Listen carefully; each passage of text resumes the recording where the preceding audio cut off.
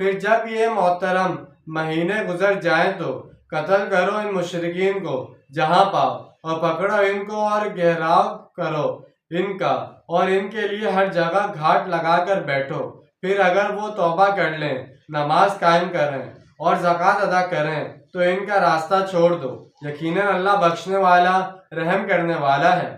یہاں محترم مہینوں سے مراد 2-4 مہینے ہیں جن کی مشرکین کو مہلت دی گئی تھی۔ 4 مہینے کی یہ مہلت یا امان غیر میعادی معاہدوں کے لیے تھی، جبکہ میعادی معاہدوں کے بارے میں فرمایا گیا کہ ان کی طے شدہ مدت تک پابندی کی جائے، لہٰذا جیسے جیسے کسی گروہ کی مدت امان ختم ہوتی جائے گی اس لحاظ سے اس کے خلاف اقدام کیا جائے گا۔ بہرحال جب یہ مہلت اور امان کی مدت گزر جائے، ان الفاظ میں موجود سختی کو محسوس کرتے ہوئے اس منظر اور